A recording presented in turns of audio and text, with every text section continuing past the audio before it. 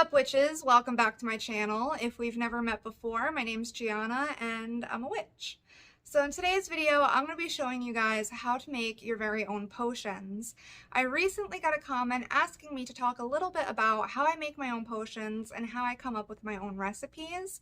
So today I'm going to break down my entire potion making process. We're going to do step by step so you can see how I make my potions.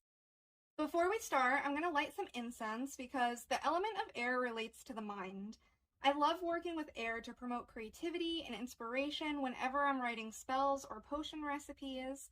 I'm using some Nag Champa and I'm burning it in a little incense cauldron because cauldrons represent creation. So that's just another layer in that helpful energy that I'm building up. So the first step in making a potion is the same as writing any other spell. Start by figuring out what the purpose of the spell is going to be. What is this potion actually going to do for you? Today, I'd like to make a love potion, something that'll attract loving energies into my life. I thought that would be interesting because I haven't done a potion like that on my channel before, and I love showing you guys new things. So now that we have our intention down, and mine is to attract loving energies into my life, now we've got to figure out how this potion is going to be used. I made a whole video on different types of potions, so if you want to get some ideas on all the ways potions can be used, I suggest going to check out that video after this one. But just to give you guys some ideas, you could turn it into a bath additive.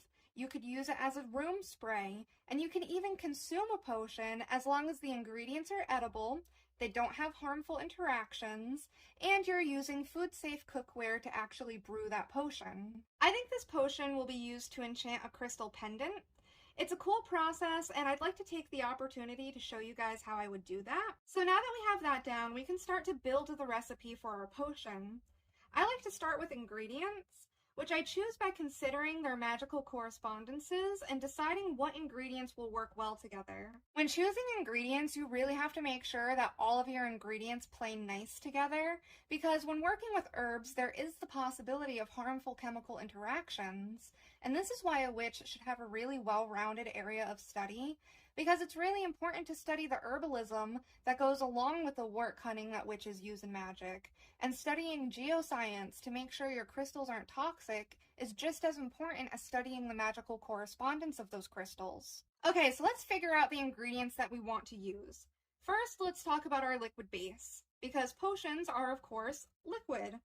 I prefer to use moon water for all my spell work, but you can use any type of enchanted water that you want. Some potions are even made with drinks like wine, milk, or juice, and some potions are oil-based. I even have a video on making spell oils if you want to learn my process for doing that. But for today, like I said, I'm choosing moon water like I always do. Now let's consider the herbs that we're going to be using in our potion.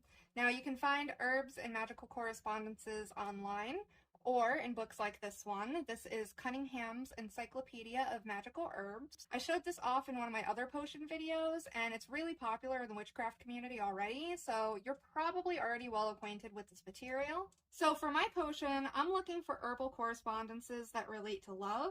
I'm pretty familiar with these already, so right off the bat, I'm going to choose rose petals for romance, lavender for harmony, and hibiscus for beauty and passion. Now that we have some herbs chosen, I like to start thinking about my ritual correspondences like crystals, candles, incense, lunar phases, and timing. For crystals, rose quartz seems appropriate, and I'll be using rose quartz for the pendant that I'm enchanting as well. I might also throw in some clear quartz for amplification. In my rituals, I really like to use candles to build up energy. I think they're fantastic, and almost all of my rituals include a candle. But it just so happens that candles represent fire, and fire corresponds really well to love and passion, so it's really nice to use that in this type of ritual.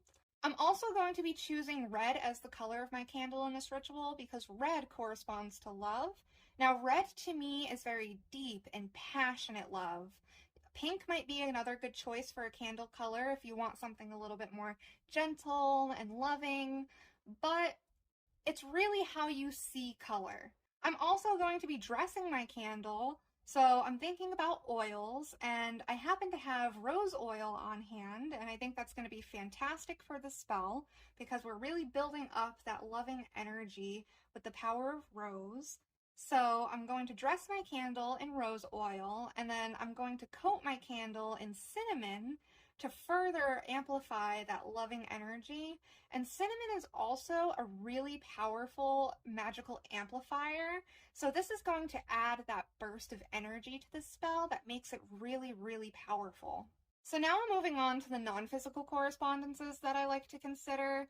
For me, the lunar phase is very important. So the lunar phase that I want to work with is the waxing or full moon. Now, waxing is going to attract things into your life and bring things to you, help them grow. And the full moon to me is just the most powerful time that I can cast magic. So I like to use the full moon whenever I can. Now, timing might be the time of the day, or perhaps you might want to consider astrology. This could also be the day of the week.